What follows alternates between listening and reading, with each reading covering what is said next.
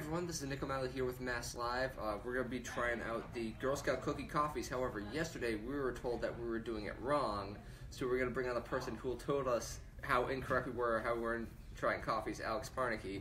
Hey guys. Alright, so yesterday we tried the Girl Scout cookie coffees with cream and sugar because I figured that was the default option. And when I went to get these this morning, I had to tell the guy 3 times I did not want cream and sugar, but Alex says that we did not have real coffee yesterday. So we're trying the Girl Scout cookie coffees without cream and sugar. Do these still look like real coffees to you? Yeah, no, these look much better. Okay. Yeah, yesterday they were like almost white, really light colored, and you could tell there was a ton of cream in them. I think mostly because these are swirl flavors, so they have cream in them already. So with my experience with Dunkin', I've always gotten these swirl flavors without any cream, because I don't like a ton of cream anyway, and I think Dunkin' tends to really pour it on, even with their, when you say regular, they usually put a lot of cream and sugar in them. So yes, they do, which is why I usually don't do normal regular.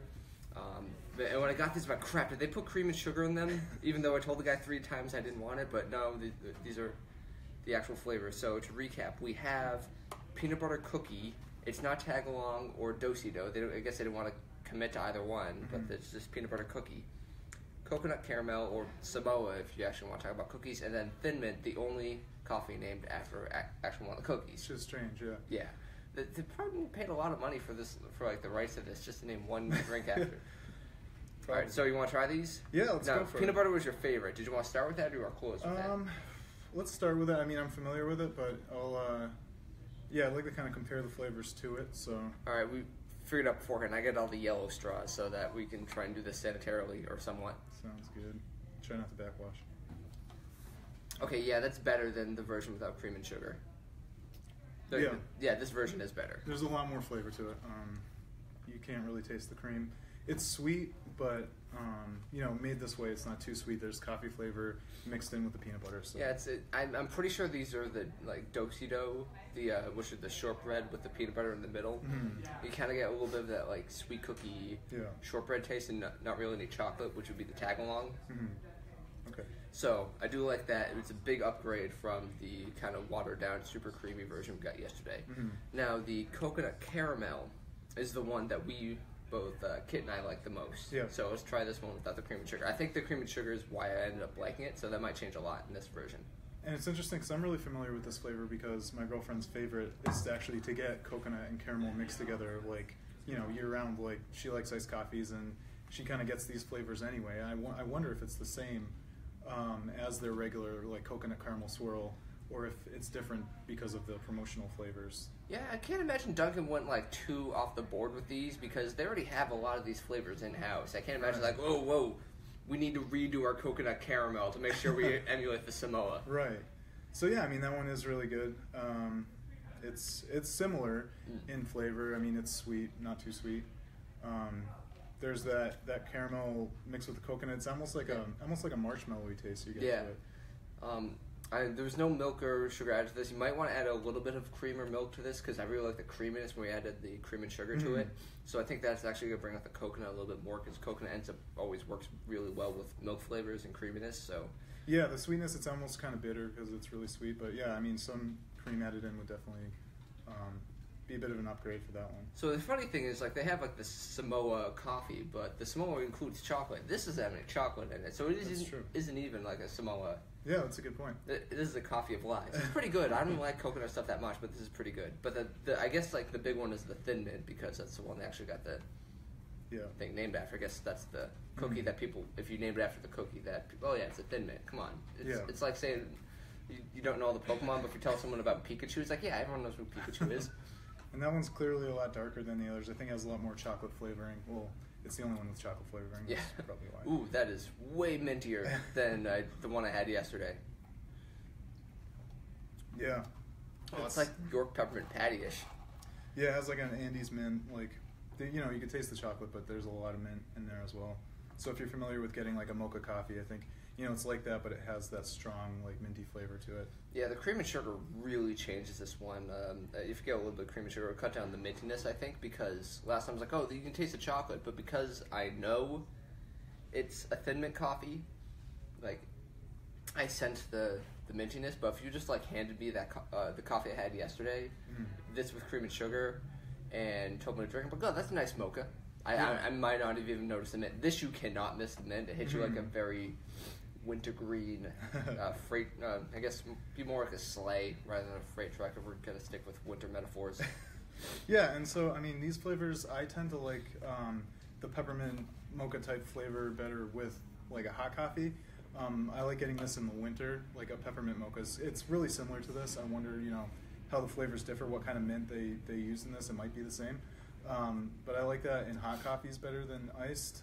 I feel my personal preference, I like these two flavors better in an iced coffee than I would like the mint flavor. But it's all about preference, and it can be refreshing. Okay, you came in saying that the peanut butter was your favorite. Is it still your favorite?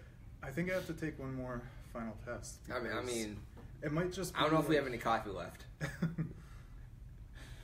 Okay. I mean, that one's good. I'm really familiar with it. Maybe it's just that this one's a little different from what I'm used to. But I can say that the coconut caramel was my favorite yesterday, and this at a distant third. And that was with the cream and sugar. So without cream and sugar, this is actually a distant third. And these two are close. I would say... I think for me, it's the same. I would put this at a distant third, and I think I still like the peanut butter, but it is really close between these two for me. Nick's really getting in there and trying to get a good analysis. This is a lot harder than it was yesterday because I'm going to be ranking these for the column on, going up later today. I should write that. You're going to be judged by all of the world. Exactly. Now I'm going to stick with the coconut caramel because it's the one I like with the coffee and cream, so it's more versatile, can fit your flavor, your preference more. So we go with this, which is super weird because I usually don't like coconut things. Yeah, no, I think it goes really well with the coffee, with the caramel flavoring as well. And so, yeah, I mean, I think you can't go wrong with either the peanut butter or the coconut caramel because they're both really good. Yeah, if you usually take a lot of cream and sugar in yours, so I would go with the coconut caramel. If you usually take it on the more black side, but if you do, you're probably not getting a Girl Scout cookie coffee unless you're really trying to be fancy today. But if you're in that case, go with the peanut butter cookie. Yeah, I mean, I think there's kind of two schools of thought with people that get Dunkin' iced coffee. There's ones that really love the coffee flavor, and they get a lot of coffee at different places, and they might not want to put a lot of sugar. Or they know that getting regular at Dunkin' means that you're going to get a ton of cream and sugar, and so for those people, I'd definitely recommend to just get it black with the flavoring in there. But then there's a lot of people that love the sweet creaminess of just getting a regular iced coffee with a bunch of flavoring in it, and I mean these are great for those as well. Maybe get less cream because, as we saw yesterday, the cream kind of drowns out the flavoring when you get too much. Yeah, and really when it comes to coffee, it's just such a huge spectrum of preference. Like I usually take my coffee black, but most of the time when I'm adding cream or milk is because, oh my God, this coffee's still hot and I want to drink it, so I just want to cool it down. So this is sort of on the other spectrum from what I usually get, but I still like them because I usually eat weird foods and crazy coffee drinks, so I have a taste for it. Yeah. I mean, it's a good kind of like dessert, like pick-me-up drink too. Yeah, I usually have black coffee in the morning, but I like, in the afternoon, especially on sunny days like this so far, and warmer days of spring and summer, it's nice to get grab a nice coffee before nor'easter this weekend. Yeah, exactly. So go out there now before it starts snowing and raining. And it's going to be sweltering 55 today. Yeah. Get your iced coffee out. Exactly. So what is your favorite cookie as a cookie? Actually, yeah, it's funny because my favorite Girl Scout cookie is the Samoa. Okay. Well, it's close between Samoa and Thin Mint. Those are my top two, and they're actually second and third on my list for these coffees. It might actually be Thin Mint for my favorite. They're really close, but yeah, for me it's the tag-along and the Thin Mint, and I'd say tag-along was even represented here because a tag-along coffee would have had coffee and chocolate and peanut butter. So maybe get a mocha swirl now. I've had that with a mocha swirl shot in it. And that's really good as well. It has like the peanut butter chocolate flavor to it, so that'd probably be close. Yeah, if I was smart, I would have done that, but the coffee's already here, so... No, yeah, I mean, these are the regular flavors when you get them, all of the Girl Scout cookie flavors, and, it's still good. So a recommendation is like maybe throw in a mocha swirl with the peanut butter, maybe get a little bit of cream or milk with the coconut, and maybe get the Thin Mint hot, because it'll give you more of like a winter peppermint feeling. Agreed. Yeah, absolutely. Well, Alex, thank you for stopping by and making sure we're doing this right. Yeah. I'm glad to help give my expertise. All right, thanks for coming on with us, Alex. And We will have a full review of the cookies up Thursday at noon. I'm going to make sure that's all set. Make sure we properly rank these and get proper representation of how to properly drink and dunk an iced coffee. If you have any thoughts on what we're doing wrong or how I'm drinking coffee wrong, I'm sure you'll let us know in the comments. Thanks, folks.